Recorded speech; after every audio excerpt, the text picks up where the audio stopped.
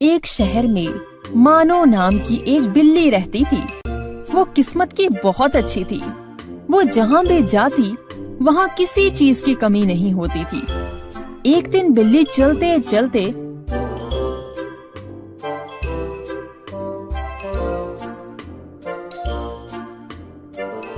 शानी नाम के एक बच्चे के घर चली गई। बिल्ली सोचती है, लगता है यहाँ आज बहुत अच्छा खाना मिलेगा।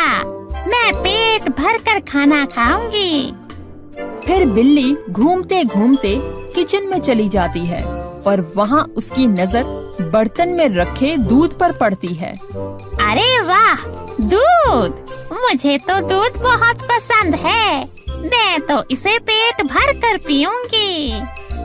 बिल्ली भागकर दूध पीने लग जाती है। तभी लाली बिल्ली को दूध पीते देख लेती है तो गुस्सा होने लगती है और उसे वहाँ से भगा देती है। अरे भाग यहाँ से! पता नहीं कहाँ कहाँ से आ जाती हैं। मैं तो परेशान हो गई हूँ इनसे। लाली के भगाने के बाद बिल्ली शानी के कमरे में चली जाती है और वहाँ ही रहने लगती है। आहिस्ता आहिस्ता शानी के घर में तरक्की होने लगती है। आजकल मेरा काम बहुत अच्छा चल रहा है और शुक्र है मुनाफा भी बहुत हो रहा है। शुक्र है, मैंने भी ये महसूस किया है।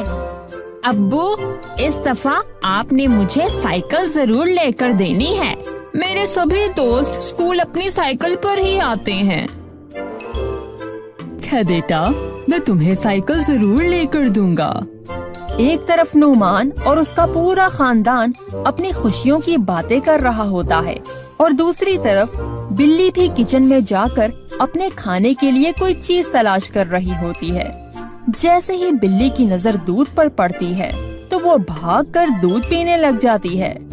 बिल्ली दूध पी ही रही होती है, तभी शानी की अम्मी वहाँ पहुँच जाती हैं और बिल्ली को किचन में घूमता हुआ देखकर बहुत गुस्सा होती हैं। तभी वो बिल्ली के पीछे भागकर उस बिल्ली को घर से बाहर निकाल देती हैं। बिल्ली के जाते ही नुमान को अपने कारोबार में बहुत नुकसान होता है। ये क्या हो रहा है? अचानक इतना सब कुछ कैसे बदल गया? अभी तो सब कुछ बहुत अच्छा चल रहा था। पता नहीं अचानक हमारे घर को किसकी नजर लग गई। वो अब मेरी साइकिल भी नहीं आएगी।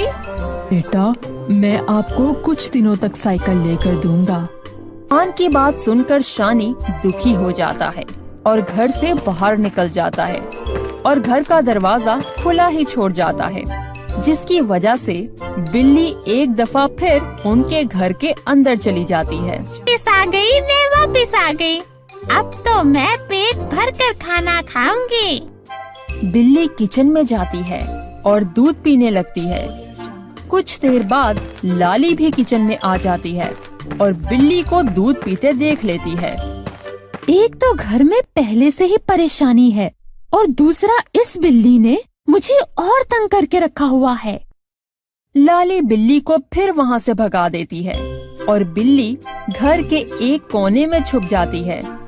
ऐसे ही बहुत दिन गुजर जाते हैं और नुमान के घर में फिर से पैसा आने लगता है और उसका कारोबार भी दोबारा अच्छे से चलने लगता है। एक दिन बिल्ली जैसे ही खाना खाने के लिए किचन की तरफ जा रही होती है तो वो एक पिंजरे में फंस जाती है।